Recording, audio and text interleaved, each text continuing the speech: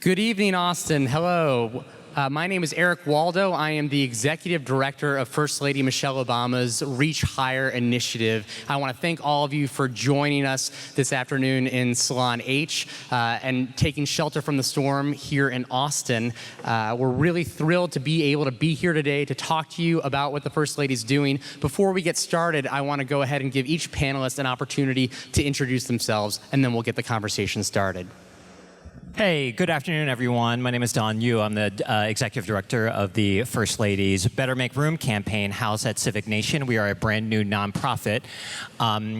Civic Nation, just to talk quickly about Civic Nation, we exist to ensure the sustainability of the President's, First Lady, and Vice President's initiatives that aren't housed and embedded at any of the federal agencies. But we'll continue to make sure, for example, Better Make Room partially exists to make sure that Reach Higher and all the First Ladies' work, incredible work around college access continues post-administration. We have a number of other initiatives too, Every Kid in a Park. If you saw Vice President Biden at the Oscars talking about It's on Us, that campaign is also over at Civic Nation. So we're really thinking in a lot of ways. We still have a lot of time left in the administration, some 315 some days left, and that's a lot of time to accomplish a lot of great things, but we're also planning to make sure that all of these initiatives continue post-administration. Hey everyone, my name is Ankur Thakkar. I'm the head of editorial at Vine, which is a video entertainment network owned by Twitter. We've partnered with the First Lady on this campaign, and I've been the liaison for that. Hi everyone, I am Aimee Woodall. I own an agency in Houston, Texas called Black Sheep, and we are a cause-driven brand strategy firm that focuses on work with nonprofits, social enterprises, civic organizations, and corporations who put social responsibility at the center of their brand. So we activate people around things that matter in order to accelerate impact. And we partnered with the First Lady's office in the White House and Civic Nation to develop the Better Make Room campaign. Thank you, everybody. So I'm going to start it off and tell us a little bit about how we got here and what Reach Higher focuses on in general. When I talk to people about Reach Higher, I like to tell them, you can think of the First Lady as the school counselor-in-chief for the entire country. Because really what Reach Higher is about is encouraging every young person, really focusing on high school age students, on pursuing and completing some education past high school, whether that's at a 2-year degree, a 4-year degree, a community college, an industry recognized certificate or credential, but some education past high school is critical for all students to be successful in this country. And that's a goal that the president set out in 2009 when he first came into office. And everything we've done in the White House, at the Department of Education, in the administration, from cradle to career, has been about increasing post-secondary completion. A generation ago, the United States led the world in terms of post-secondary completion. We were #1. Now, we're about 12th among industrialized nations. So the president has set the goal that we want to lead the world again, and Reach Higher is the First Lady's effort to really encourage young people around this effort. Now, the reason we started Reach Higher is because this is the First Lady's story. She and her brother Craig are the first in their family to go to college. They grew up on the south side of Chicago in a middle-class family, and their parents didn't go to college, but they valued education, and they talked to the First Lady and Craig Robinson, her older brother, about the importance of going to college.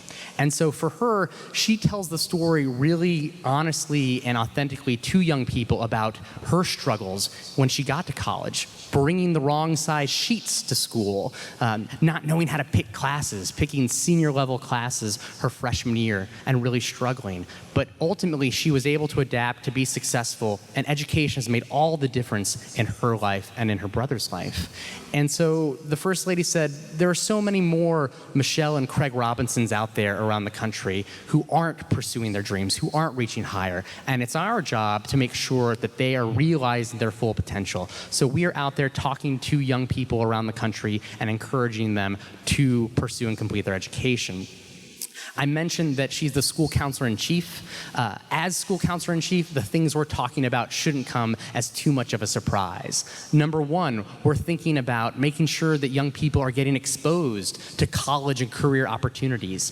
If you didn't grow up in a family, in a school, or in a community where going to college is the expectation, it's critical that we get more of those students onto college campuses, that we do things like near-peer mentoring, bringing college students back to high school campuses and talking to people and saying, look, I can do it, so can you. We come from the same area, and I've been successful, and I can show you the path.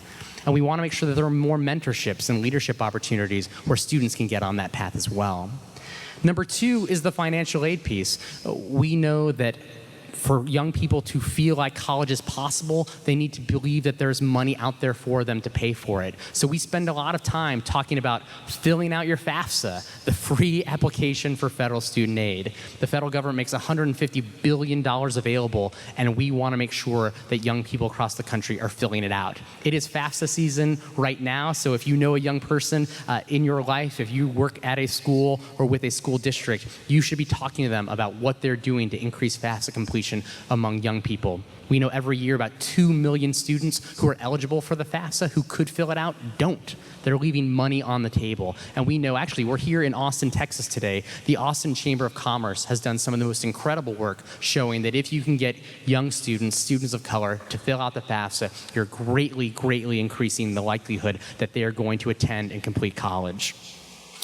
The third bucket we think a lot about is, are you actually ready for college? Have you taken the classes, the academic preparation, the summer prep that's going to make you ready for college on day one? So we've partnered with folks like College Board and the AP to make sure more students of color are taking AP classes. More schools around the country are partnering with community colleges or local colleges to take dual enrollment, early college, high school, getting that experience early on a college campus to get that confidence, to realize that college can be for you.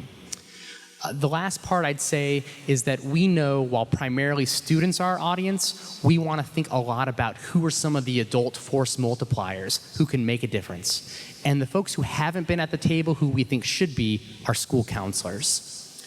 Right now, there's about one school counselor for every 471 students. That's the national average. That's about twice the recommended rate. Certainly, I think that's still way too high. In California, the ratio is about one counselor for every 1,000 students. Our Undersecretary of Education, Ted Mitchell, likes to say, we have a math problem and we have a moral problem. Because if you think about our first-gen students, people who haven't come from that college-going culture, a school counselor is often that person who is really giving them that exposure, who is being their Sherpa, guiding them through that process with the roadmap to understand how to get financial aid, how to apply to college, how to navigate that process. So we need better school counseling. We need that counseling to be about college and career readiness, not about counseling counselors, doing bus duty or proctoring lunch. They need to be at the table with school leadership fighting for young people. The last thing I'll say is that I think woven through all four of those buckets is that it's also what we think of as the social emotional pillar as well. It's not just about the academic side. And here again is where the First Lady really understands the idea of grit, persistence, tenacity. Because for her, that was her own story. She talks about the school counselor who told her that she wasn't Princeton material, who told her she was reaching too high. And spoiler alert, mistake to tell a young Michelle Robinson what you can't do. And that was sort of fuel to her to work even harder. And she got to a place like Princeton and met people who had all sorts of advantages she couldn't even understand then, and realized, well, I can't catch up to that. But you know what I can do? I can out-hustle those people. I can go to the library. I can get help. I can figure out how to find the resources to be successful. And so when we talk to young people, the First Lady is constantly telling them, no matter where you are in your life, you can bring it on to yourself to say, how am I going to ask for help? How am I going to work hard? hard? How am I going to learn to fail to truly be successful? So that's really the essence of Reach Higher. But when we launched Reach Higher, we realized that it wasn't enough to have a broad national campaign. If we really want to reach young people where they are, we realized that today's Generation Z is thinking of things differently. And that's why we brought in Aimee Woodall to help us conceptualize what we could do in addition to the work we were doing around Reach Higher to reach Generation Z where they are. Aimee? So Eric and the First Lady and their entire team had done an incredible job of building this Reach Higher movement. And fate would have it that we met and got involved in the middle of this wonderful campaign. So they laid an incredible foundation for us, a remarkable foundation. There was momentum, and they had built a system of support that was rallying around students through the Reach Higher movement. You had teachers, you had counselors, you had school administrators, you had parents. Everyone really believed in the Reach Higher mission and was fired up about it. And what we realized when we came in is that students were fired up about it too when they got to be in the presence of the First Lady, or when they got to come to the White House, or when they got to really engage in an authentic way with the campaign. But when they weren't in the room or getting those experiences, there was a little bit of a scalability problem. There wasn't something for them to really grab onto yet. And the foundation of that was that Reach Higher was doing a really awesome job of talking to adults. And what we needed to do was to extend that story and talk to the students. One thing that you'll find out about this generation, and really most generations of students, is that you can't talk to an adult and talk to a student, talk to a kid at the same time in the same voice and have it resonate with both parties. So we added the Better Make Room layer to the top of the Reach Higher brand, or under the Reach Higher brand, to really have that moment, that ongoing moment, to speak to students. That was a really important moment. What we needed to do was give them that place to speak to each other and speak in that just real voice. Some of the things, I think, if we can go to the next slide, some of the things that we learned about the generation itself as we dug into the research of Generation Z, this generation doesn't follow. For marketers, if there are any marketers or people who are in communications for the education industry in the audience, this can be a really frustrating thing because we've been trained to look at numbers as a benchmark for success. So now they're not following. They're not ticking that number up. They want to explore on their own, but not necessarily allow themselves to be captive in the audience. So they're not following. That's a key thing. They have underground heroes. So their heroes are not necessarily the media darlings that you would expect. They're more original, more unexpected, more grassroots, more personal to them. They've watched their millennial siblings and millennial community members go to college and have mixed success. So they question whether or not that traditional path is the right path for them. They've grown up post 9/11, so they're looking at events like 9/11 and school shootings, and they're questioning that scary environment while also being inspired to change the future. So there's some conviction there, some gumption there. And they're children of Generation X, a somewhat cynical generation that has made them question whether or not they want to follow a traditional path. So most of Gen Z is looking at finding their own success, finding their own path, defining their own path for happiness. And that's most likely not about money or not about traditional benchmarks for success. If you look at the screen that we have up here, this is just an overhead view of some of the things that we've accomplished with the campaign, some of the elements that are at work to build that community and that spirit and that engagement around the Better Make Room campaign. So you can see that we have public service announcements. You can see that we've engaged influencers and celebrities and allowed for voices to come through into this campaign to really start to blaze a path. One of the things about the Better Make Room campaign, the creative design of the campaign, is that it's meant to flip the spotlight from celebrity to the student. You'll hear in interviews quite often the First Lady talking about how we celebritize athletes and idolize celebrities in a way that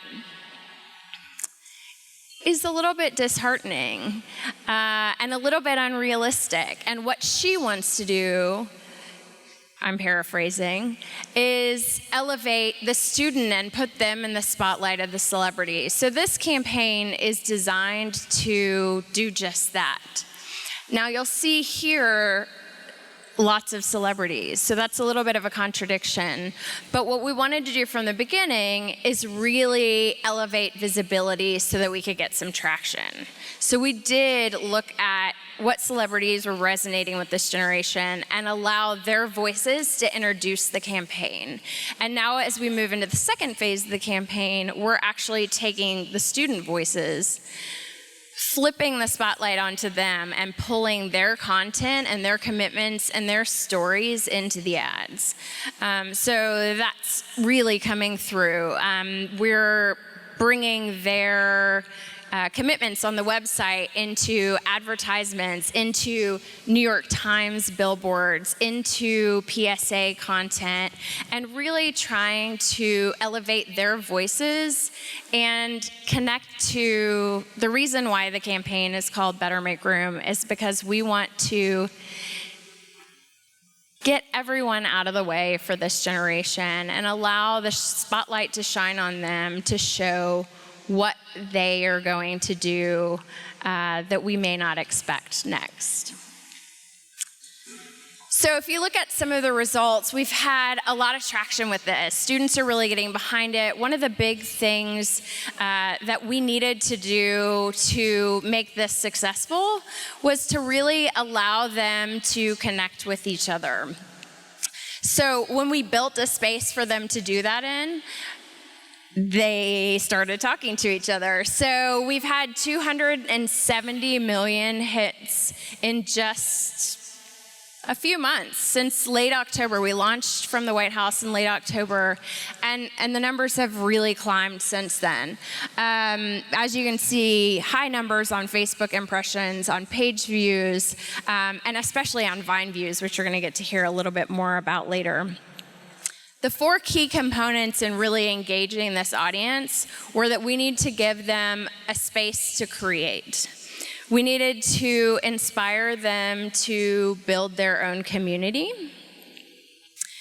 We needed to amplify their mindset. This is a generation that has a lot of gumption, they have determination, and they are ready to create change and to go after their own futures with a certain amount of control. So we needed to just amplify that mindset and give them a space to talk about that and to kind of forge their own path and talk about their own path and connect with their peers to talk about the things that maybe were standing in their way.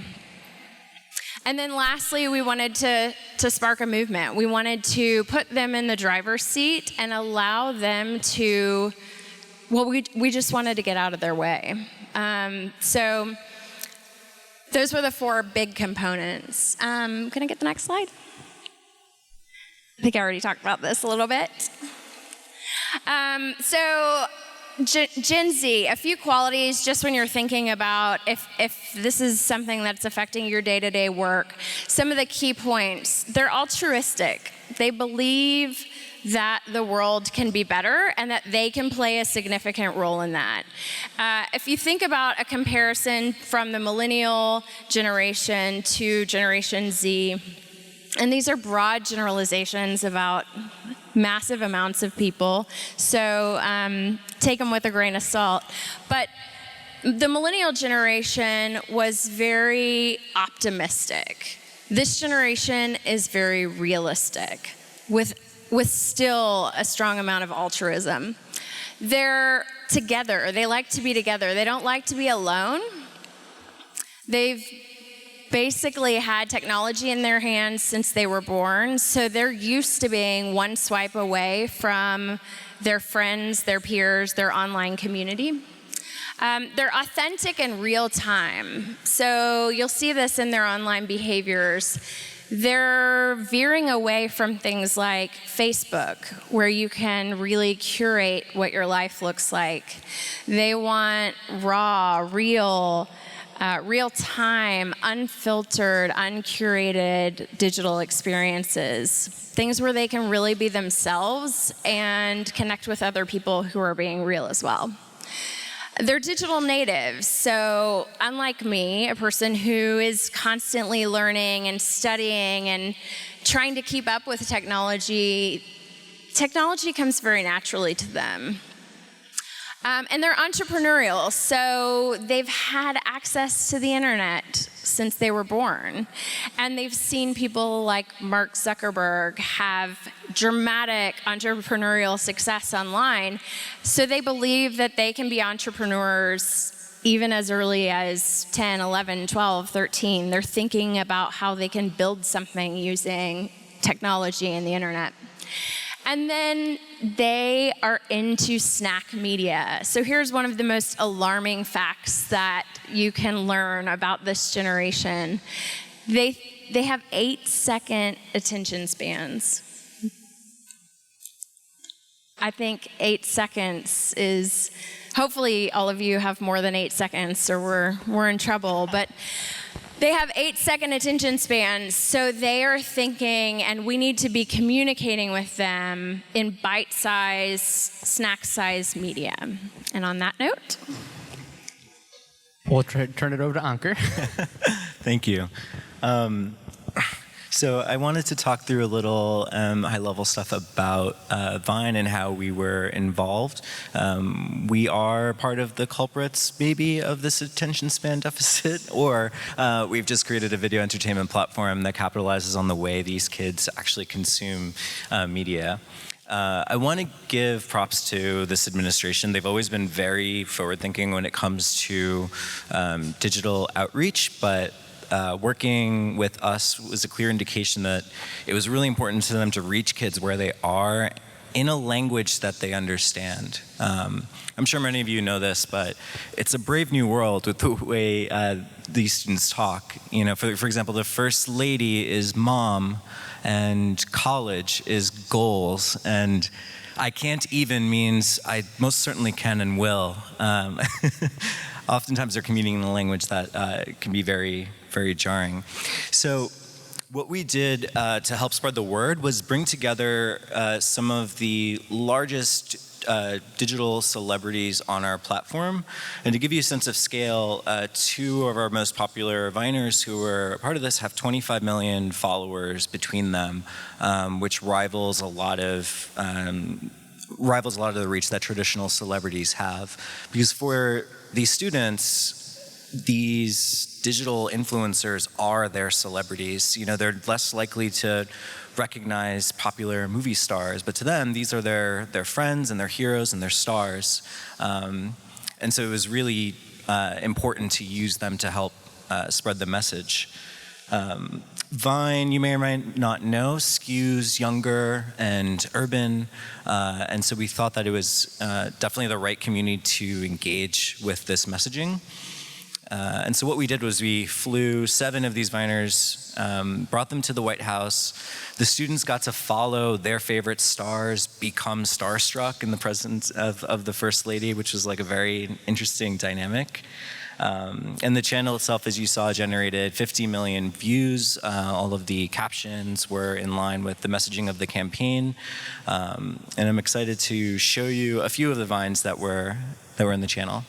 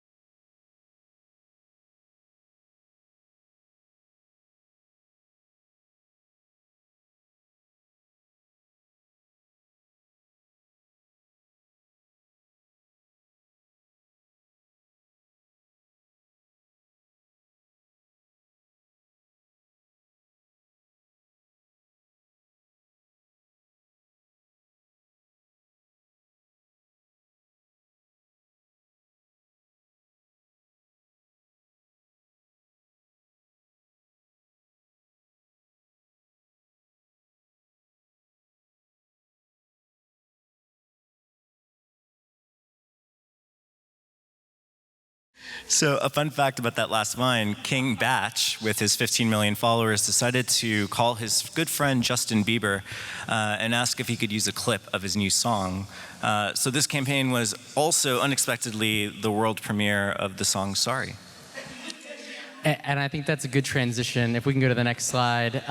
You know, the First Lady has really used Better Make Room as a way to break in with young people. And I do joke that I tell people, I never thought a metric of success at my job would be telling people that Justin Bieber retweeted something that we did. But it was, and that was so much fun and so successful. One of the things we also launched when we launched Better Make Room was a partnership with College Humor. And for folks who don't know, College Humor is one of these sort of viral online comedy sites, like Funny or Die or something you may have seen. And they've been great partners to the White House on creating content. And as Aimee mentioned, part of the goal here is to reach young people where they are. And while it may be really important that we do a PSA that says, make sure you fill out your FAFSA, we recognize that something that's going to be more sticky and more viral in this generation is if it's going to be fun, interesting, engaging, and ultimately, and we don't say this around young people, we say, you know, cool, which is you can't say make it cool and be cool. I'm sorry. But this is the First Lady's collaboration with College Humor and Jay Pharoah, where we launched her own music career to try to rival Justin Bieber as a rapper with SNL's Jay Pharoah. What are you gonna do after high school? I don't know, just hang out, I guess. Hang out? Your future is hazy, trying to figure it out. Asking why I'm here, so you question in doubt. It's your choice, so voice it. Whole world your oyster. Can't be dropping the ball when your future's nothing to toy with. Telescope and stay focused, make a mark and get noticed. Get the degree, thermostat, help me out, floaters. If you wanna fly jets, you should go to college. Reach high and cash checks, fill your head with knowledge. If you wanna watch pain, don't go to college. But for everything else, you should go to college. You can study engineering. They be building robots, build bridges, commute. You can get your walk on, be a math major, hop a moon crater, be an astronaut, be up in the sky like a baby. Finance is a science, but you still need a degree. Archaeology, astronomy, but not astrology. No. Flotus on the track. Southside Chicago, we all know we had to do overtime every night to make it tomorrow. And everyone could really make their dream true. Hey kid, listening in Michigan, that could be you. But a dream is just a dream unless you go hard. Einstein put it in time, here's a flow chart. Naturally it won't happen magically, but you can change fantasy into reality so dramatically. If you wanna fight crime, you should go to college. If you wanna write rhymes, fill your head with knowledge. If you wanna stare at grass, don't go to college. But for everything else, you should go to college. Better make room. We coming. We're applying.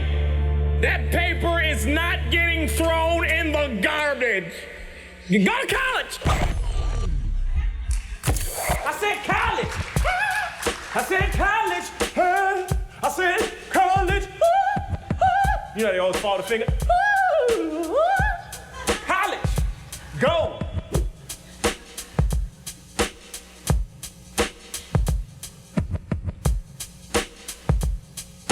So this is the First Lady's rap career has begun, and now you know what's going to happen in 2017.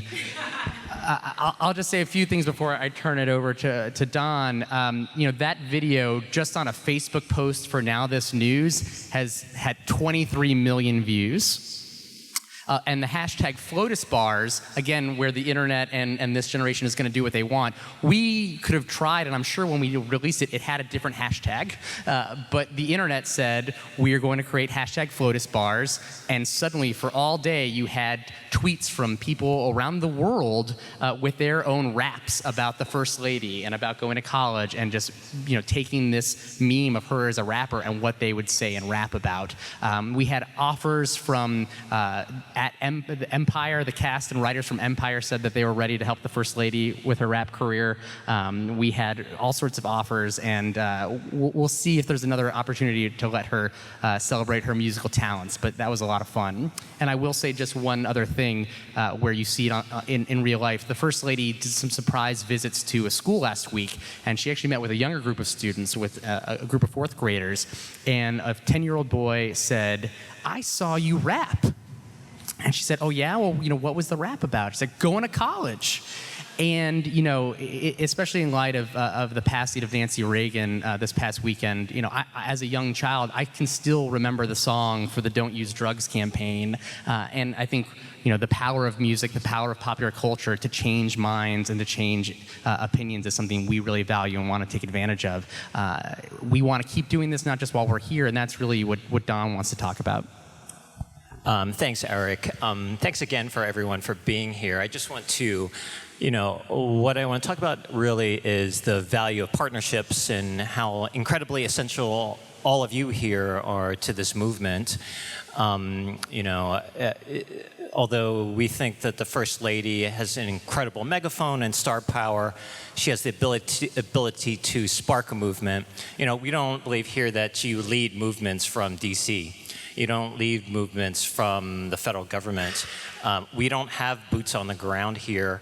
All of you folks do, people who are working with students every day. You know what works, how to get students into college. We need to partner with you, learn from you. Some of the examples of incredible partnerships we have are with Ankur and Aimee, but Better Make Room only can thrive. We can only be successful if we work with folks like you. Would love to hear have some opportunities later talk about some potential partnerships. But I do want to talk about also about building this movement, the importance of engaging students, just to follow up on what Aimee was talking about before, why Better Make Room is a student-facing campaign, why we're trying to activate students in this space, get them to share their stories, encourage their fellow peers, also explain to them why the importance of going to college. I'm sure many of you here know the research that shows the #1 factor above everything else about what persuades a young person to go to college is actually whether or not their friends want to go to college. And that is really the basis, the theory of change underlying Better Make Room. You know, you can see from here, this is a very different approach from DC. There's no statutory or regulatory rulemaking going on here. We're trying to shift cultural norms in a way so that there's demand to go to college. So we have the ability to, then we can push students to all the direct service suppliers, folks like you, who can help them make important decisions about their lives. But we definitely want to save some space to engage all of you, hear about all of your ideas that you may have, and give us a chance to interact with you. Thanks, Don. I think in a moment we'll turn it over for questions, and I know here on the right there's a way you can ask questions if you don't want to raise your hand. We do have folks with mics in the audience, so if you want to ask questions, we can do that, and otherwise we can take questions virtually with some platforms. Before we do that, I want to say two other things. Number one, when we talk about Better Make Room, I want to make sure folks know you can go to bettermakeroom.org. That is the website where you can actually see where students have now posted their college aspirations, what they're going to do with their dreams. And while they're there, we're connecting them with the resources that are going to help them apply to school, take the SAT, pay back their loans, etc. And one of the things we know is that this generation, not only are they using these social media platforms, but text messaging is actually one of the most highly effective ways to interact with them. And on bettermakeroom.org, we've also partnered with a group that's created a tool called Up Next, which allows for text messaging with students. And this text messaging is based on research we've seen that, I talked about those counselor ratios before. This is the opportunity to say, if a student has an opportunity to text with a counselor, with an adult, about their questions about filling out the FAFSA or that transition between high school and college, they get that letter in the mail that talks about their housing fee or tells them what they have to do. If they have someone they can ask a question to over text, highly increasing the likelihood that they're going to go to college. So we're trying to create those tools. Better Make Room is a movement to create the enthusiasm and excitement about it. But while they're there, I always talk about sort of hiding the vegetables, in the applesauce or the medicine in the applesauce. We want to make sure that they're excited by a video, from a Jay Farrow, but then when they go to Better Make Room and they see those pictures, they're also getting some content that's going to help them along the path, that's going to make them more successful to college and coming back. And the second part I'll say about that, and this is something that predates even the Better Make Room campaign, Aimee talked about the First Lady's desire to elevate young people and education the same way we talk about athletes or celebrities. And when we first launched Reach Higher, we did it at a college signing day rally, actually here in Texas, in San Antonio. And if you don't know what a college signing day is, for folks who may recall, for high school athletes who are maybe going to go play college athletics, there is a ceremony called signing day, and they put on that hat and they say, yep, I'm going to go play quarterback at Ohio State. And there's a whole set of regalia that goes on with this at ESPN and other networks and in schools. Well, a bunch of school principals and school leaders decided we should be celebrating college going as much as the fact that someone's going to play sports somewhere. And so they've held signing day rallies. And it started as a few schools, a few dozen more. And the First Lady, when she launched Reach Higher, did a rally in San Antonio. And then last year, for the second year, we asked even more people to participate. And we had over 600 rallies across the country. And this year, again, we are hosting this rally. Again, College Signing Day is based on the fact that by May 1st, high school seniors need to let a college know where they plan to attend. And so at these rallies, we have the students wear their college gear. At the White House, we have a dress down day, which people get really excited about, and we all wear our college gear. Last year, the First Lady and the President had a sort of a viral picture of her in her Princeton shirt and the President in his Columbia shirt. And we spoke at a rally with Detroit high school seniors. Well, this year we are going to celebrate College Signing Day on April 26th. If you want to have a signing day rally in your community or with a school you partner with, please go to reachhigher.gov. We have a College Signing Day toolkit where you can learn about examples about how you might do that and how you might even still celebrate it on social media on the 26th. We'll be doing a ton on that day around the country with traditional media, with celebs, with Viners, and more. So I wanted to make sure you knew that there was an opportunity to do that. With that, why don't we do our first question as a real live person? If someone wants to raise their hand, we have a mic runner here at the top. Anyone in the room? All right, while we wait for that person, you can raise your hand and the microphone will go to you. We'll first look at Amanda's question on Slido. Gen Z kids with learning disabilities and attention issues too often are underserved by digital outreach efforts. How can we connect with kids who may learn differently? I'm happy to jump in, but if other folks want to. First of all, it's a great question. And this past summer, the First Lady actually had a summit that we called the Beating the Odds Summit. We brought students from around the country who were nominated by nonprofits, each of whom had an incredible story to share about what they were doing to overcome their obstacles, whether it was violence at home, gang problems, foster youth, you name it. We wanted to celebrate their stories of what they were doing to overcome obstacles and go to college. college. And we actually wanted to make sure that we had students with disabilities represented at this event. And we've been partnering with disability organizations to make sure that their stories are being lifted up through these social media channels and that we're bringing them to the White House to highlight their stories through the First Lady. So I think we have an obligation to use our network and our significant social media channels to lift up those stories. But I think you're right. As much as possible, we want to make sure that technology can actually erase the digital divide and the equity divide. Ankur or Aimee, anything else? The only other thing that I would really add is that we've really worked very hard to develop tools that can be used within the communities, because we don't have any delusion that this can all happen in the digital space. So the offline component to this, the partnerships, the organizations that get behind this, the teachers that believe in this and use it as a launchpad for conversation in the classrooms is really critical, and we do not underestimate that. So kids that have learning disabilities or learn in different ways or need greater attention, what we would like to see happen is people who know and understand those needs to take this campaign and use it as a creative way to engage with the student in something that maybe resonates with the student a little bit more than an adult-led conversation. So like giving them some kid vibe to put behind that. I do think in the big bucket areas, you talked about near-peer mentoring, so bringing grads back. I also think there's the flip side of that too, right? Bringing more students onto college campuses. Now, I recognize for some teachers or school districts, there's a financial aspect to that. I will say, and this is appropriate for the digital conversation, some of you may have gone to the Google booth where there is Google Expeditions. And we actually announced this. The First Lady has been working with Google Cardboard and Google Expeditions to create virtual college tours.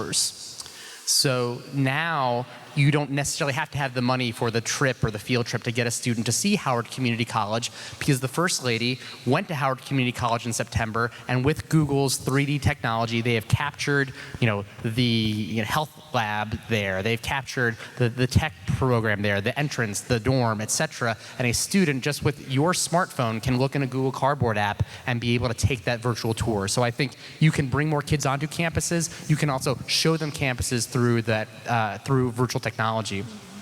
I mentioned the counseling piece. As a member of your school leadership group, I think it's important to see how you're getting school counselors involved in the leadership conversation, but also encouraging each member of the school leadership team to think about, the English teacher needs to think about college going and college completion as the goal for the entire school. It's not just the counselor's job. It's not just the principal's job. It's creating that college going culture for the entire school. The last thing I would say in terms of things you can physically bring back that are easier to implement is really making sure you're using real data around things like FAFSA completion. So we have the FAFSA data pilot project. Now you in real time can know whether or not which senior has or hasn't filled out their FAFSA in real time, and be able to check on that through your school, and then know who do I need to hunt down in the hallway, and really make sure your FAFSA rates are going up. The only other thing that I would add to that is thinking about what are ways to, again, empower those student voices on the college or on your high school campuses to make sure that they understand how to make that choice. And one of the tools you can give them, because you as the leader have that, are things like how to make that college decision. So a tool we recently launched is something called the College Scorecard. You can go to collegescorecard.ed.gov. This is actually one of the most sophisticated pieces of tech we've launched from the White House and from the Department of Ed, where now it's much easier to compare apples to apples. Does Ohio State versus Western Michigan University do a better job getting you a degree within 4 years, within 6 years, for a first-gen low-income student? So really understanding, how to make that decision, which too many people don't understand. It's whether their cousin went to school there, or whether they have that piece. You need real data, and the scorecard has that. Yeah, I would also encourage you to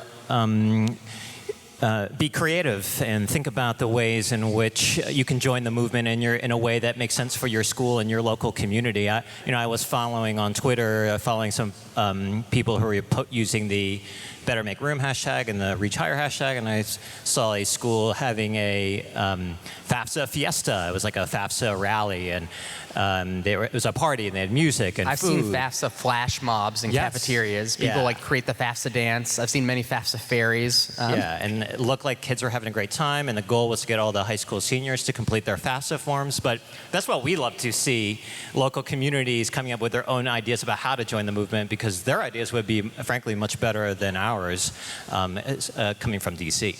I love that advice. Thank you, Dawn. Coming from the creative agency that should be saying that, it's great to hear our partners saying we want you to be creative. One other kind of like higher level creative tool that works with the campaign is there's a commitment on the website. It has a call to action that says saying things out loud makes them happen. Tell us how you'll reach higher.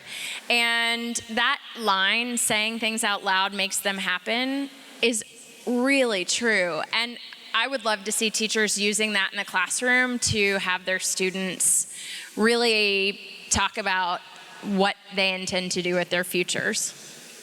So looking at the next question from the Slido portion, we have, to what extent are youth involved in the direction, governance, and decision-making of and/or for this work? For example, advisory board members, ambassadors, etc.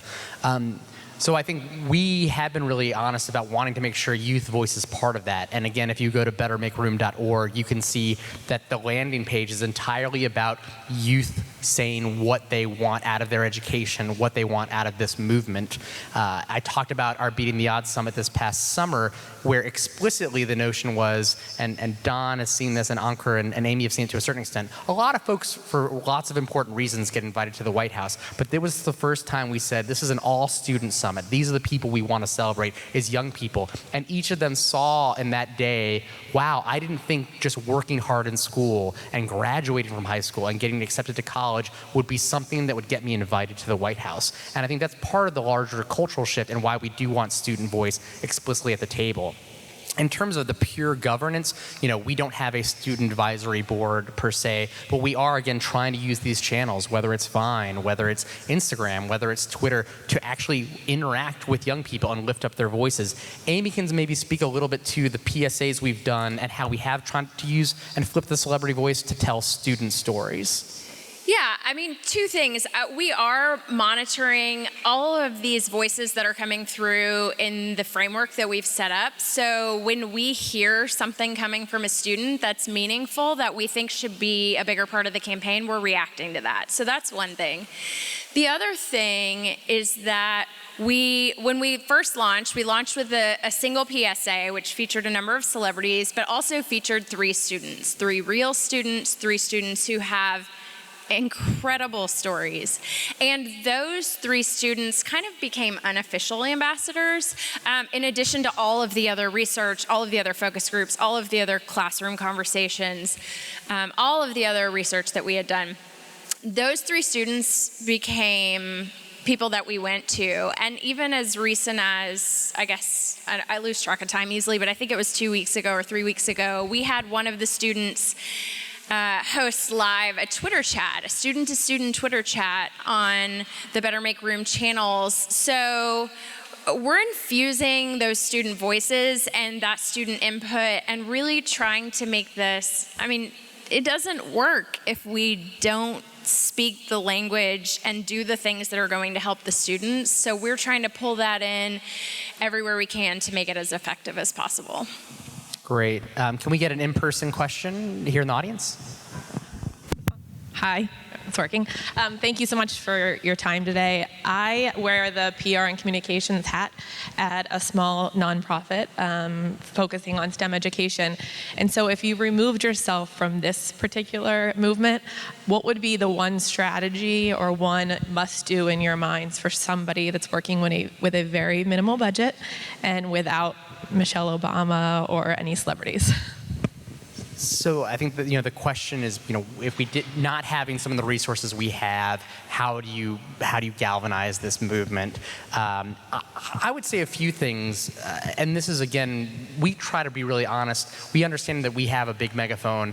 But in reality, and I think every person on the stage has talked about it, it has to be that cascading effect all the way down. And in fact, the last and most important level is the one-to-one at that school with an adult, or either student to student or adult to student, of that authentic relationship about how we're talking about education and celebrating people who are doing this. So, Aimee talked about these 3 student stories that we had.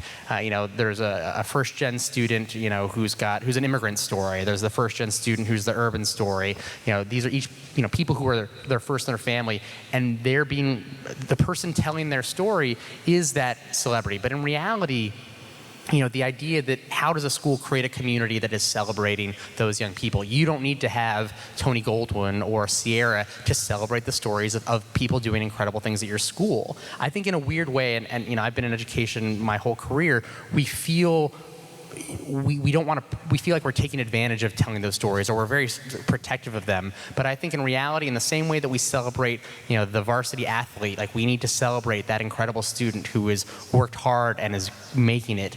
And it doesn't just have to be the valedictorian. It has to be that everyday student, and they want to see themselves that way. So how can you at a school create that culture? Well, we talked about it. Can you bring in the students to talk to each other about the value of college? Can you ask those and have honest conversations? When we talk to young people, sometimes they feel like they've never been given the space to voice their opinion on college. And in fact, they hear a lot being told, like, well, I don't know if college is worth it. I hear a lot about debt.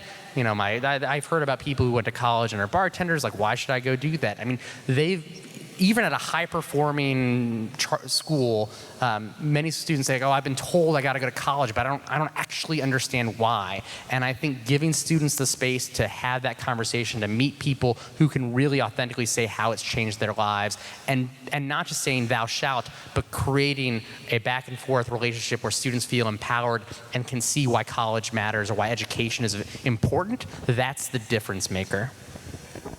I would love to chime in on this one. This is my dream question.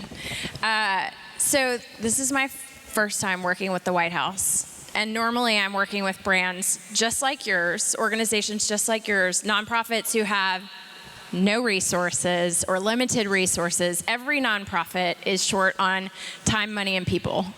So that is the story of my everyday running of my agency.